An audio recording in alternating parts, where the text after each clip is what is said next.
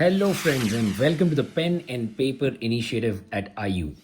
What we have started doing is getting this pen and paper trend back for the people to realize that no matter how much keyboards and typing are going to be the trending things, pen and paper has its own feeling that is never going to be lost. So, first topic that we are willing to address is what we believe we have done, that is blogging. A lot of people on the web have been asking, will blogging really survive after the AI times have come in? Of course it will. I mean, it's only going to get better. And there is a possibility that this will also fetch faster revenues than in the times that we have seen before, unlike the 2024 or 2023. So let's directly jump into the topic for this particular video. How could you possibly create your blog and become really successful in 2025? Obviously, I mean, you would have definitely read these jargons, the niche, frequency, monetization, traffic, brand. Let's really understand how it worked for IU. How did we reach from 0 to 30 million search engine impressions annually today, and only looking bigger and bigger? And at one point of time, we shared a partnership with a brand called News Republic that was acquired later on by ByteDance that owns TikTok today. And we used to get a distribution to several millions of people for those 3 or 4 years. That helped us really enhance our brand. But of course, as the times changed after 2022, 2023, we had a dip, and then now the growth phase has come back in. So let's directly jump into how you could possibly start a blog in 2025. Of course, register a domain name. And the first most important thing that you want to be doing is find your niche. Now, there's a lot of thing that is spoken around, finding your niche. How could you possibly zero down on something that could become your niche? How do you identify that? See, first of all, what I realize and understand is go by these two aspects when you're thinking about the niche. First, ask yourself the question: do you have the expertise, or does your team, have the expertise around which you could possibly find the niche?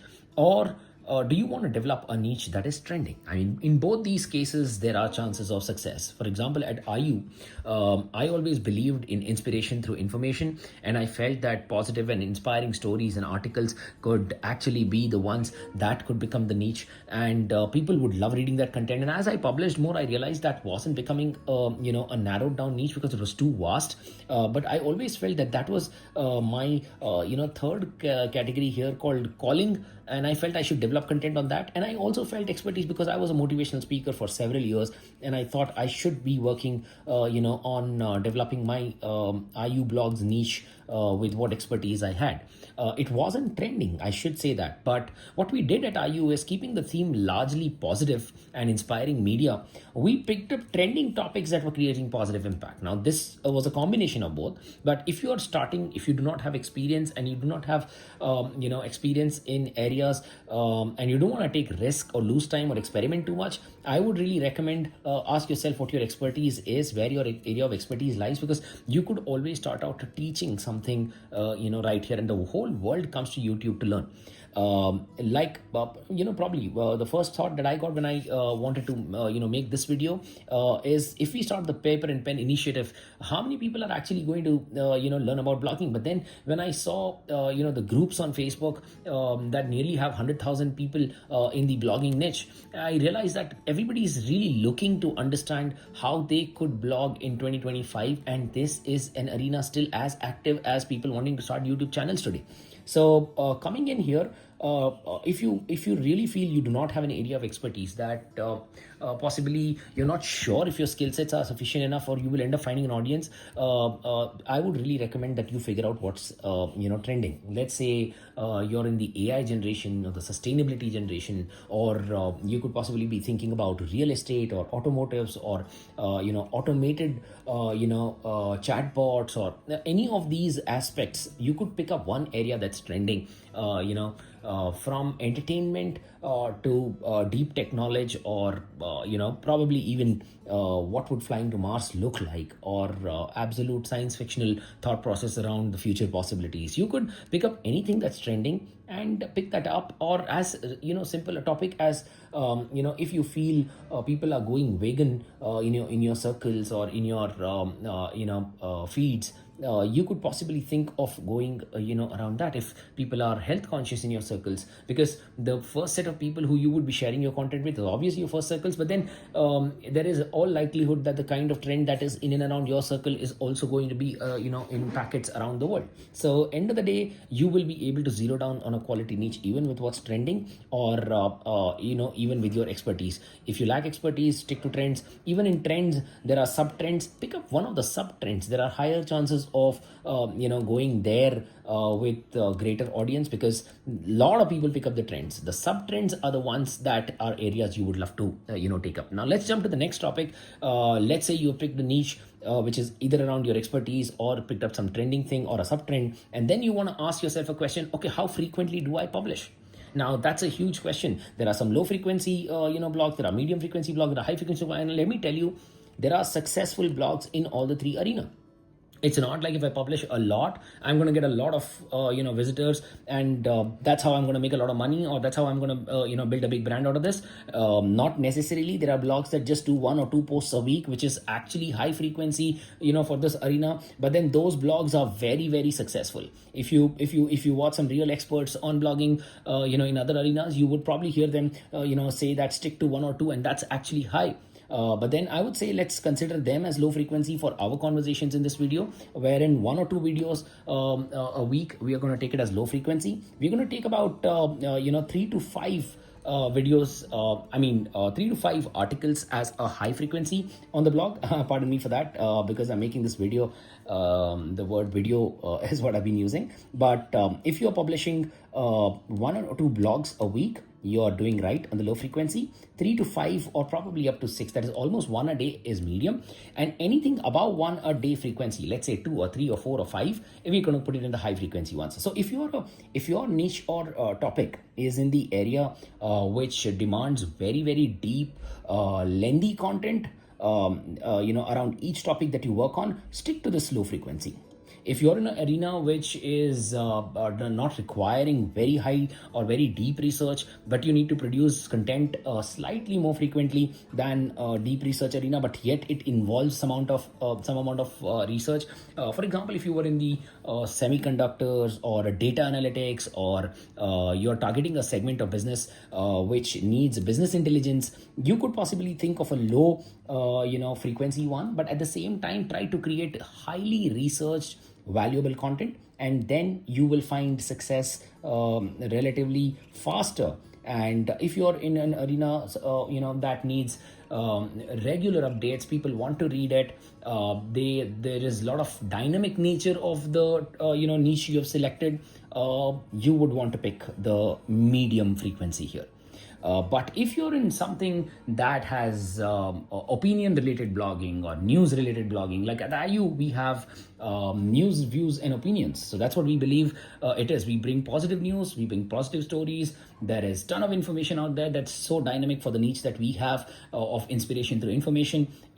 We become a high frequency blog. I mean, we could go anywhere between 5 to 15 per day, because we have writers, we have the help of AI today, and our publishing module is capable of delivering to this. We have a large readers base that wants actually a high frequency module. But in either case, you choose your frequency based on the requirement of the trend or the expertise you've chosen in the world, which you can understand. I mean, if the single factor to consider is how dynamic the evolution of your niche that you've chosen is.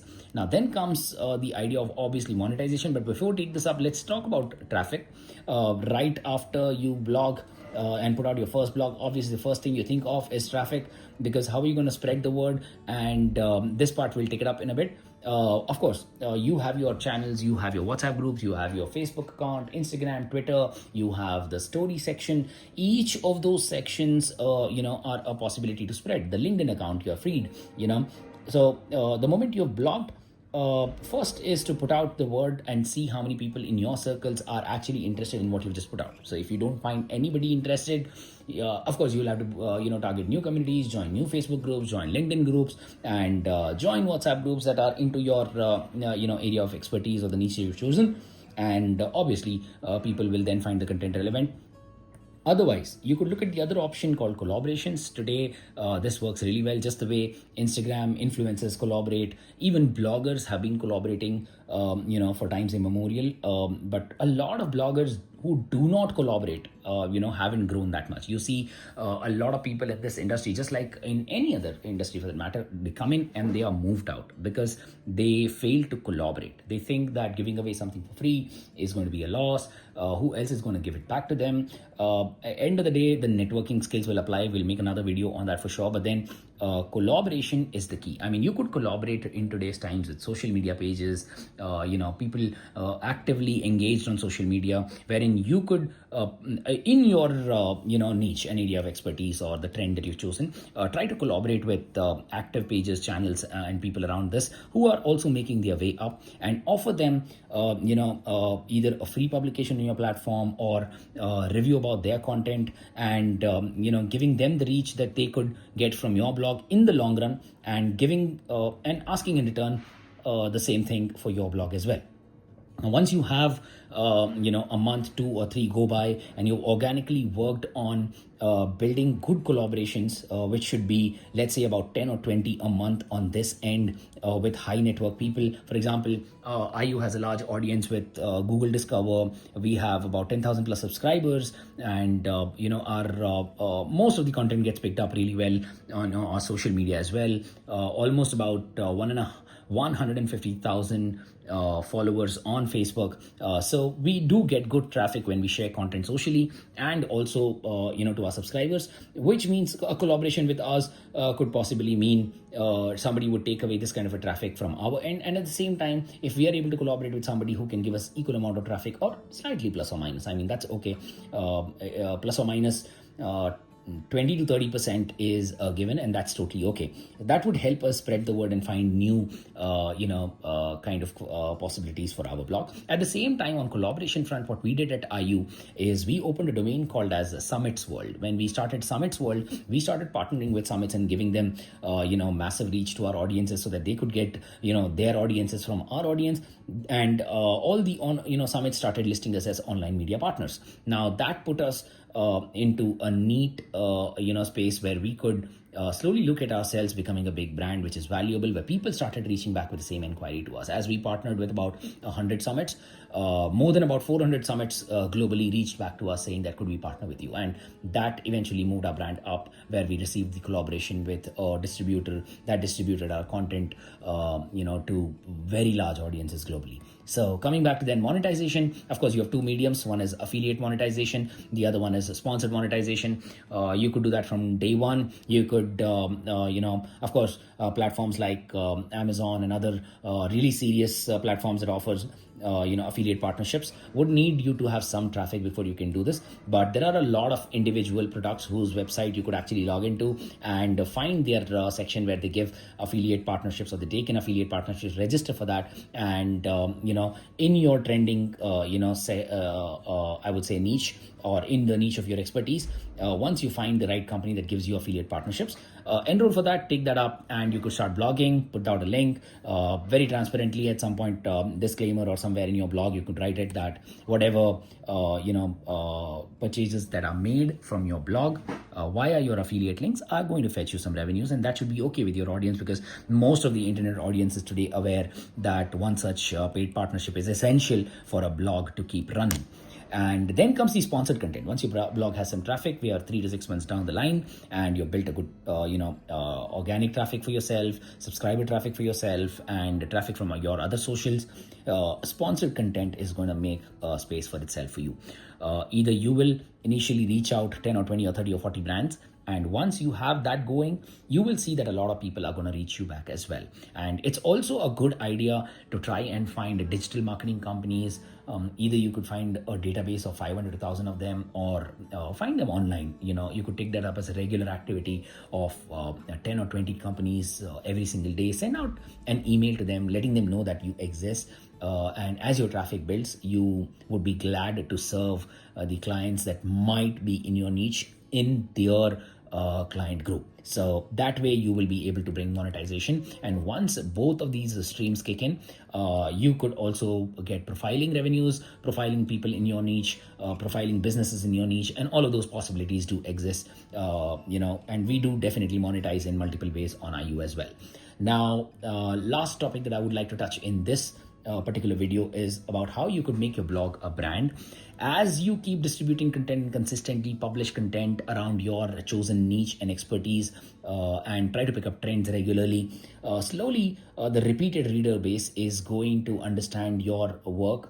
If that respect and credibility is getting built regularly because of the kind of frequency you've chosen, you can estimate the time it will take for you to have a brand recall in the minds of your people. But the question that remains is, should you really focus on branding or thinking of your blog as a brand early on or much later on? Yes, no, maybe. There are a lot of polls that I've run around this topic in bloggers groups. A lot of people say, I want to make my blog a brand. Others say no. And then there are some maybe. So wherever the question lies, essentially, how do you answer this?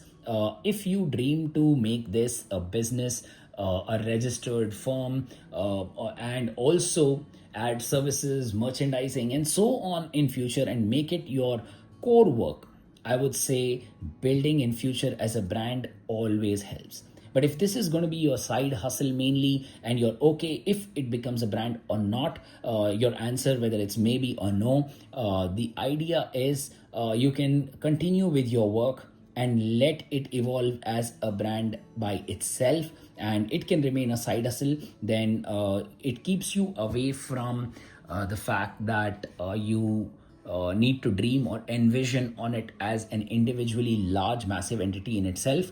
Under such cases, you don't need to really think of it becoming a brand. Your domain itself is going to be rich enough in the eyes of search engine. For the search engine, you're going to soon be a brand, obviously, but otherwise you have consistent content going out, and you could run your other campaigns via your website itself, and you are not going to be burdened by the pressure of making investments on this side. But if you're really looking at becoming an individual entity, which is a business, think of a future where the name of your blog resonates with a service, a product, or things like that. There are people who have built a brand via blogging and eventually branched out into merchandise, giving out other products and services. And at IU, we aim to do that, and which is why we are such strong online media partners with so many blogs. And we are also a very large-scale positivity media platform as such, which allows us to think of ourselves as a brand. And we also intend to focus on reaching that. It's 10, 12 years down the line now for us. So, and I still believe there is a massive work that is lined up for us in the coming years, from 30 million plus to 300 million plus and so on. Just the way today Medium is, Huffington Post is, or any of these very large brands that work, or in India, if you think of Your Story or Youth Ki Awaaz, these blogs have made a big name for themselves, and I would call them as brands in this arena. And if you see, each of these are news, opinion, and platforms that really bring profiling content to audiences around the world. So with this, I would say that if you have a lot of questions still, and this basic leads you to a few questions very specific to your work, feel free to drop them in the comments below. And I hope you loved the paper and pen initiative from IU of bringing you some mind maps like this around topics that you could actually start working on and build either a blog for yourself or a vlog or a YouTube channel. I look forward to seeing you in the next paper and pen video. Meanwhile, please feel free to drop your questions in the comments below. I'm the editor, Sajid Lalwani on iuemac.com, and I look forward to connecting with you on our next video. Thank you.